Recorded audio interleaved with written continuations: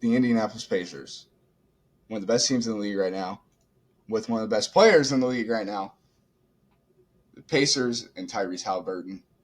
Miles, I know this is one of your favorite players in the league right now.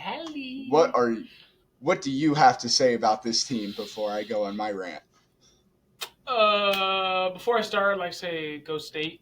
Go Clones. I know you like that as a big Iowa Hawkeye guy. Yeah, go Iowa State. No, I'm just playing. I don't like Iowa State, but Go blue! first in go blue. Go But blue! the Pacers are first in offensive rating. Um, just like so many surprising things up to this point this year. Granted, this is before the All-Star break. Teams could fall off. Teams could jump out of nowhere again. It's a whole nother half the season. But up to this point, super surprising. Tyrese Halliburton, before he got hurt, and I think he'll be fine when he comes back, balling out of his mind. With the crooked jumper. Doesn't matter. They're 7-3 out of their last 10. The Pascal Siakam trade that just went down, we recorded a whole segment on that. You guys should check that out on our other platforms. With one thing they could improve on is their defense. But when you're putting up 130 a night, who cares? It doesn't matter. They're the first in the league in offense. They don't turn the ball over. They are number one in the league in assist ratio and number one in assist to turnover ratio. Tyrese Halliburton is averaging almost 13 assists a game, and I believe over 23 points a game. They have Miles Turner, who's a very solid center. Buddy Hield, a great shooter. They just picked up a vet for in Siakam who can spread the floor and even play a little iso ball when he needs to. Move. Patented spin move. Pascal spin move Siakam. They are going to be a team to watch out for because they will make the play. They can and they will make the playoffs. And if I'm a team in the East, I don't want to see them in round one. No. They're one of the last teams I want to see in the league, I'd say. Yes. They're very scary. So, yeah, they got rid of that Bruce Brown contract, which I never agreed with. $45 million from the start. Over. Ridiculous. He's a good player. I don't think we talked about enough. He is a good player. He's a solid He's just not worth $45 million. It's just like kind of like how we said earlier, that Mike Conley contract.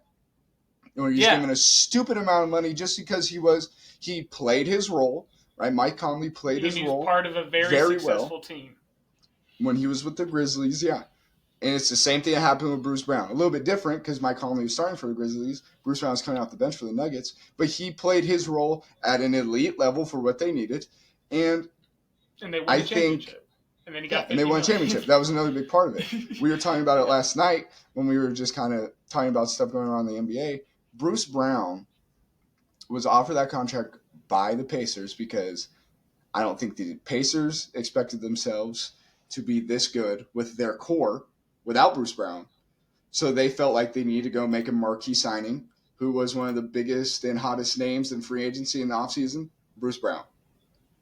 Yep. So I think at the time it was a good fit, good signing for what they thought they needed, but going into the season, obviously they saw what they really needed, which was size outside of Miles Turner and Isaiah Jackson. Here, they are the 26th rated defense in the league, and a lot of that comes from lack of inside defense outside of Miles Turner and Isaiah Jackson. They don't really have depth inside to stop drives or to stop in the mid-range game. 4 guys on this Pacers team are averaging over a steal. So the perimeter defense and the way that they attack the passing lanes is fine. They do it at a very good level. They do it at a level better than most teams. It's just, it seems like once they get beat off the dribble is when most of their problems come out. But going back to that Pascal Siakam trade, I think that this will only propel them. It's like tenfold. I really like how Pascal fits this team. He's another floor spacer, creates more room for Tyrese Halliburton to creates more room for shooters like Buddy Hield and Benedict Mathurin, who is a great 3-and-D player, by the way. Creates more space for those shooters. Tyrese has proven he can drive. Benedict Mathurin is good off the bounce. Miles Turner is turned into a 3-level scorer for a big, and Pascal Siakam. Not great from outside the perimeter, but his mid-range game is elite, and the way he can drive and attack the basket, along with his defensive capabilities.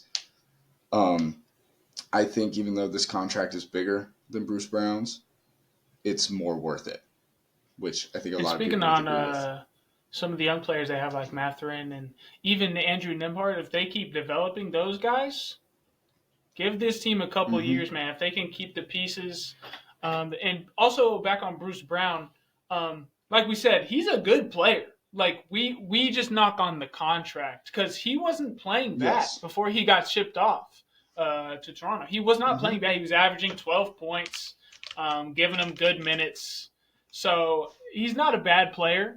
They just needed to get rid of that contract because Siakam's going to need one, and that's the question that people are really going to be asking at the end of the year. Was this just a push to get a vet and see if they can somehow run away with a championship? Or are they really trying to get this guy for the future, give him the money he wants, and then eventually having to pay Halliburton and Miles Turner? So funny you say that because we just posted on TikTok and Instagram and YouTube Shorts our thoughts and opinions about this, and one of the comments came from Dean over at Dino Talk Sports, who, again, another plug for him. We do a podcast with him once or twice a week. You guys should go definitely check him out. But a comment he left was he was very excited to see the move, but going forward for the Pacers, are they going to be able to pay him? And I replied to him.